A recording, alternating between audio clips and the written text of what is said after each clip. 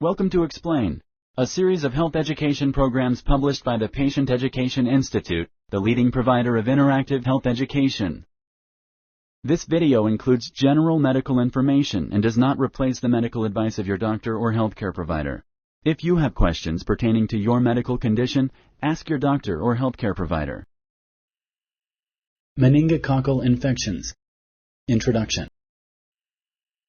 Meningococcal infections are serious infections caused by a specific type of bacteria. The infections often affect the brain and spinal cord or the bloodstream. Meningococcal infections can spread easily through close contact with an infected person. Even with treatment, some infections can lead to death. A vaccine can prevent most meningococcal infections. This program explains meningococcal infections. It talks about the types of infections, symptoms, and causes. It also covers diagnosis, treatment, and prevention. Meningococcal infections. Meningococcal infections are illnesses caused by bacteria called Neisseria meningitidis or meningococcus. Meningococcal infections are serious. The illness most people are familiar with is meningococcal meningitis. It is commonly just referred to as meningitis. Meningitis is inflammation of the thin tissue that surrounds the brain and spinal cord. This tissue is called the meninges. Even with treatment, meningitis can cause serious complications. This is why early treatment is so important. Some complications of meningitis include permanent hearing loss, learning disabilities, severe brain damage, death. Another meningococcal infection is meningococcal septicemia. Septicemia is a serious and life-threatening bloodstream infection. Sometimes it may be called meningococcal sepsis. A possible complication is loss of limb. Less commonly, meningococcal infections may include arthritis, which is pain and swelling of the joints, pneumonia, which is an infection of the lungs. Symptoms. Symptoms of meningococcal infections depend on the type of infection, but often early symptoms may be mistaken for a less serious illness, like the common cold or the flu. Meningococcal meningitis causes a sudden onset of fever, headache, stiff neck. Meningitis can also cause the following symptoms: confusion, increased sensitivity to light, nausea, vomiting.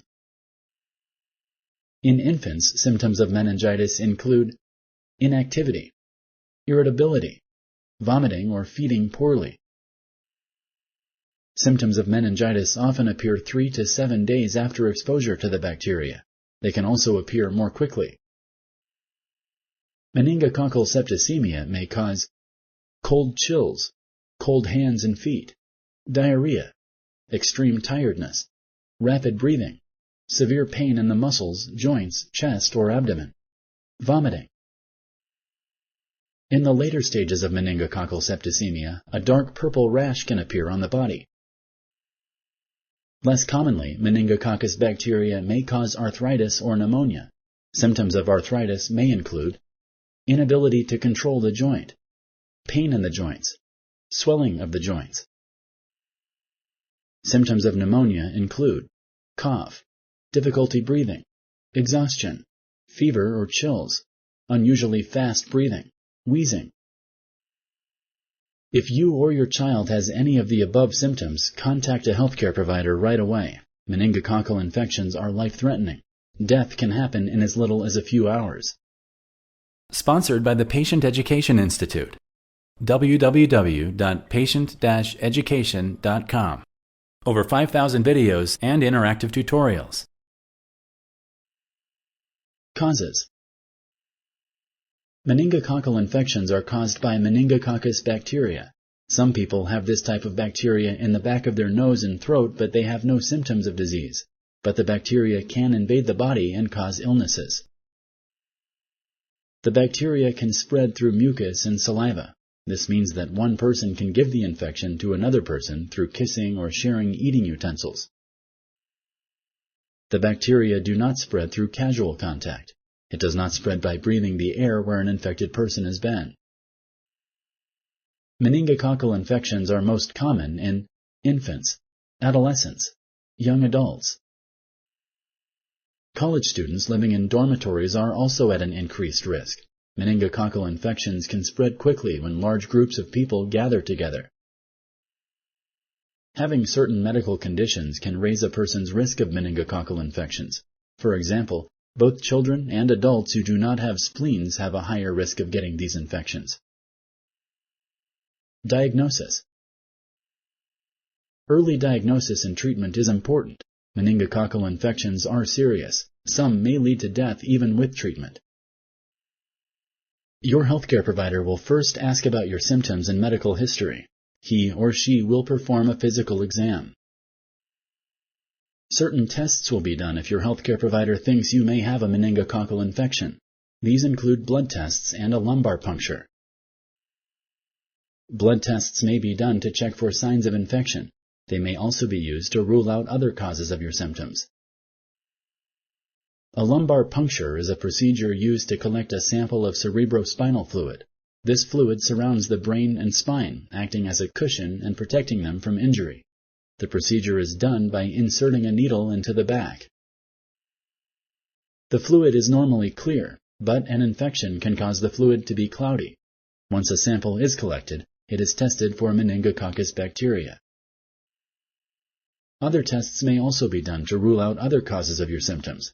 Your healthcare provider will explain these tests if they are needed. Treatment. Meningococcal infections can be treated with a number of different antibiotics. It is important to start treatment as soon as possible. Early treatment with antibiotics can reduce the risk of death, but if treatment is not started early enough, the bacteria may have caused too much damage. This means the patient may still die or suffer from permanent problems. In serious cases, other treatments may also be needed. These may include breathing support, medicines to treat low blood pressure, wound care for parts of the body with skin damage. People who have had close contact with a person with a meningococcal infection should also take antibiotics. This prevents them from getting the disease. If you have a meningococcal infection, tell people you have had close contact with. These people should see a healthcare provider right away. Prevention. Some meningococcal infections can be prevented with a vaccination. The vaccine protects against most types of meningococcus bacteria. Like any vaccine, meningococcal vaccines are not 100% effective. Even if you have received the vaccine, there is still a chance you can get a meningococcal infection. The vaccine is recommended for all adolescents at age 11 to 12 years of age. A booster shot is then given at age 16. Adults at increased risk of meningococcal infections should get the vaccination as well. This includes college students, military recruits, people traveling to areas where meningococcal infections are common, people who do not have a spleen. People with very high risk may need 2 doses of the vaccine. Meningococcal vaccines are safe. Side effects of the vaccine are often mild. Talk to your healthcare provider about the benefits and risks of the vaccine before you get it. If you like this video, please like and share. For similar videos, subscribe to our channel. Summary. Meningococcal infections are serious infections caused by a specific type of bacteria. The bacteria are called meningococcus bacteria. Meningococcal infections can affect the brain and spinal cord or the bloodstream. Rarely, they may affect the joints or lungs. Meningococcal infections can spread easily through close contact with an infected person. The bacteria spread through the mucus and saliva of an infected person. Meningococcal infections are common in people living in close quarters, such as college students or military recruits. Antibiotics are given to treat meningococcal infections.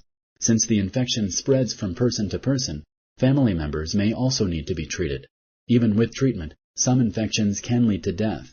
A vaccine can prevent most meningococcal infections. Thank you for using Explain.